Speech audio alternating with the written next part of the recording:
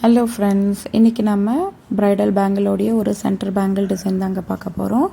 One cut பேங்கிளில் நான் curve bangle தான் எடுத்திருக்கிறேன். ஸோ பேபி பிங்க் கலர் காம்பினேஷனில் த்ரெட் ட்ராப் பண்ணியிருக்கிறேன். இது நான் ஹாஃப் டிசைன் தான் சூஸ் பண்ணியிருக்கிறேன், நியூ டிசைன்.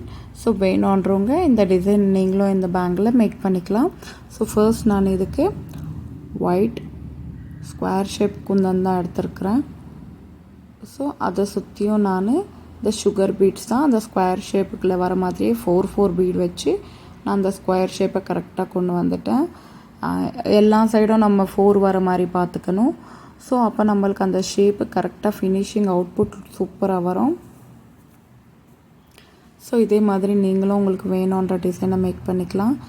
இது மட்டும் இல்லை, நிறைய பேர் நம்மக்கிட்ட silk thread bangles new design காட்டுங்க, யூனிக் டிசைன்ஸ் காட்டுங்கன்னு சொல்லி கேட்டுட்ருக்கீங்க. அவங்களுக்காக தான் இந்த வீடியோவை நான் போஸ்ட் பண்ணிகிட்ருக்கேன்.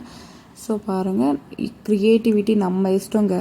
நம்ம அடுத்தவங்களை பார்த்து காப்பி பண்ணணும்னு இல்லை, நம்மளுக்கு தோன்றுறது, நம்மளுக்கு பிடித்த மாதிரி நம்ம ஒரு டிசைன் க்ரியேட் பண்ணால் அது கூட யூனிக் நியூ டிசைன் தான், க்ரியேட்டிவிட்டி தான்.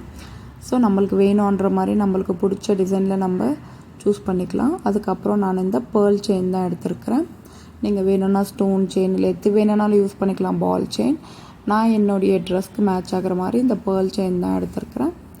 ஸோ இந்த பேர்ல் செயினும் அதே மாதிரி நான் 5 பீசஸ் வர்ற மாதிரி கட் பண்ணியிருக்கிறேன். எந்த சைடு பார்த்தாலும் நம்மளுக்கு அந்த பாக்ஸ் ஷேப் கரெக்டாக வரணுன்றதுக்காக நம்மளுக்கு வேணுன்ற மெஷர்மெண்ட்டில் நம்ம மெஷர் பண்ணி கட் பண்ணிக்கலாம்.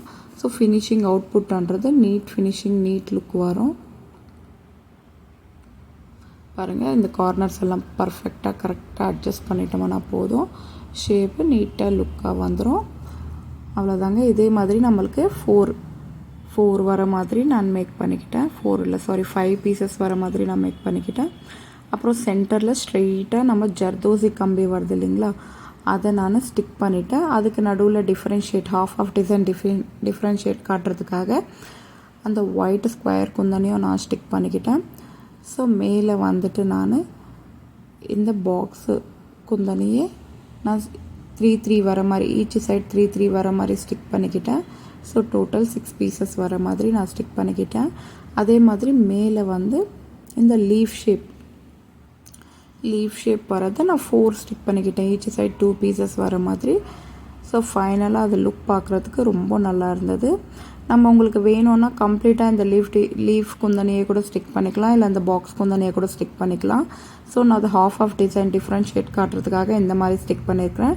ஸோ இந்த டிசைன் எப்படி இருக்குன்னு கமெண்ட் பண்ணுங்கள். உங்களுக்கு பிடிச்சிருந்தால் லைக் பண்ணுங்கள். நம்ம சேனலை சப்ஸ்கிரைப் பண்ணி என்னை சப்போர்ட் பண்ணுங்கள். Thank you friends.